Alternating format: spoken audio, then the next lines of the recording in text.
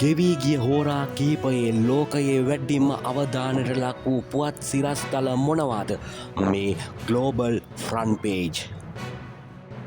At least 7 killed, 11 injured after UPS plane crashes near the Louisville airport. Louisville ගුවන් තොටුපොළ අසල UPS ගුවන් යානය කඩා වැටීමෙන් අවම වශයෙන් 7 දෙනෙකු මිය ගොස් 11 දෙනෙකු තුවාල ලබා ඇති බව CNN පුවත් වෙබ් අඩවිය වාර්තා කර සිටිනවා. එම පුවත් වෙබ් අඩවිය මෙසේ වැඩිදුරටත් වාර්තා කරනවා. ඇමරිකාවේ කෙන්ටකි ප්‍රාන්තයේ ලොවිස්විල් ජාත්‍යන්තර ගුවන් තොටුපොළ අසල සිදු වූ බහණ්ඩ ප්‍රවාහන ගුවන් යාන අනතුරු මේ වන විට මියගිය සංඛ්‍යාව 7 දක්වා ඉහළ ගොස් තිබේ. එමෙන්ම තවත් පුද්ගලයන් 11 දෙනෙකු තුවාල ලබා ඇති අතර ඔවුන් අතර බරපතල තුවාල ලැබුවන්ද සිටින බවයි වාර්තා වන්නේ.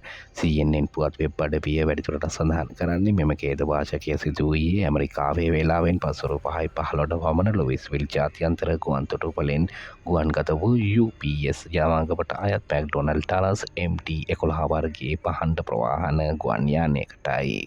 යානය හවායි දූපතේ පිහිටි හොලොල්ලුහි ඩැනියල්ගේ ජාත්‍යන්තර ගුවන් තොටුපළ බලා පියාසර කිරීමට නියමිතව තිබුණි.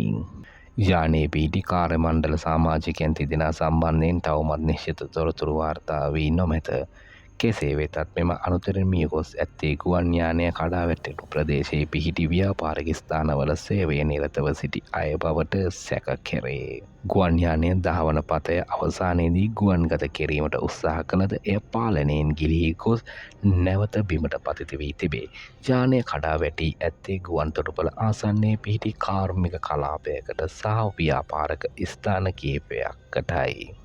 හවායි බලා යන ගමන සඳහා අවශ්‍ය වූ විශාල ඉන්ධන තොගයක් යානයේ ගබඩා කර තිබීම හේතුවෙන් අනතුර සිදු වූ ස්ථානයේ දැවැන්ත ගිනි ජාලාවක් සහ ඝන කළු දුමාරයක් පැතිර වී ගියේය.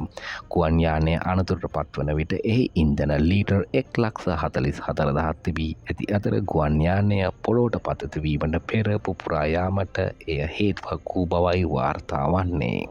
Election results not good for Republicans, says Trump after Mamdani wins New York mayoral race. New York නගරාධිපති තර්කයෙන් පසු මැතිවරණ ප්‍රතිඵල රිපබ්ලිකන් පක්ෂයට හොඳ නැතැයි ට්‍රම්ප් පවසයි යනුවෙන් BBC පුවත් වෙබ් අඩවිය වාර්තා කරනවා. දැන් අපි බලමු එම පුවත් වෙබ් අඩවිය වැඩිදුරටත් මෙම පුවත සම්බන්ධව වාර්තා කරලා තිබෙන්නේ කෙසේද කියා. ඇමරිකා එක්සත් ජනපදයේ විශාලතම නගරය වන නිව්යෝර්ක්හි ලාබාලතම නගරාධිපතිවරයා තෝරාපත් වී ඇති බවයි BBC පුවත් වෙබ් අඩවිය වාර්තා කරන්නේ. ඩෙමොක්‍රසි පක්ෂයේ සෝග්‍රෝන් මන්දානි නිව්යෝර්ක්හි නගරාධිපතිවරයා ලෙස ජයග්‍රහණය කර තිබෙන බවයි වාර්තා කරන්නේ. ඒ අනුව ඔහු 2026 ජනවාරි 1 වෙනිදා නගරාධිපති ධූරයේ උරුම දීමට නියමිතයි. අප්‍රිකාවේ උපත ලැබූ 34 හැවිරිදි ඔහු 1892 පසු නිව්යෝර්ක් නගරයේ ලාබාලතම නගරාධිපතිවරයා බවට පත්වනු ඇත. එමෙන්ම ඔහු එම නගරයේ ප්‍රථම මුස්ලිම් නගරාධිපතිවරයා මෙන්ම අප්‍රිකාවේ උපත ලැබූ ප්‍රථම නගරාධිපතිවරයාද වෙනවා. නගරාධිපති තරග ආරම්භයේ සිටම ජනාධිපති ට්‍රම්ප් හිටපු නිව්යෝර්ක් ප්‍රාන්ත ආණ්ඩුකාර ඇන්ඩ්‍රු කියෝමෝකට සිය සහයෝගය පළ කළ අතර ඔහු වැඩිදුරටත් සඳහන් කර තිබෙනේ ඩෙමොක්‍රසි සග්‍රාන් මන්දානි ජයග්‍රහණය කළහොත් නිව්යෝර්ක් නගරයට ෆෙඩරල් අරමුදල් සැපයීම නවතා දමන බවයි. මෙම ජයග්‍රහණය ජනාධිපති ට්‍රම්ප්ගේ ජනප්‍රියත්වයට ප්‍රබල පහරක් බවයි එම පුවත් වෙබ් අඩවිය වැඩිදුරටත් සඳහන් කර තිබෙන්නේ. මධ්‍යම පිලිපීනයට බලපෑ කල් මෙහි සුලිකුණාටුවෙන් පුද්ගලයන් 66 දෙනෙකු මිය ගොස් තිබෙන බවයි ද ගාඩියන් පුවත් වෙබ් අඩවිය වාර්තා කරන්නේ.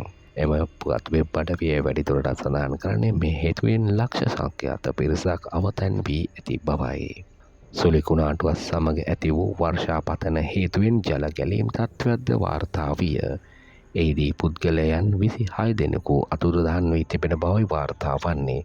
මේ අතර සහන කටයුතු සඳහා සහාය වීමට යොදා තිබූ හමුදා හෙලිකොප්ටර් යානයක් මින්ඩනාවෝ දූපතට කඩා වැටීමෙන් එහි කාර්ය මණ්ඩල සමාජිකයන් 6 දෙනෙකුද මිය ගොස් ඇති බවයි එම වාර්තාවල වැඩිදුරටත් සඳහන් වන්නේ.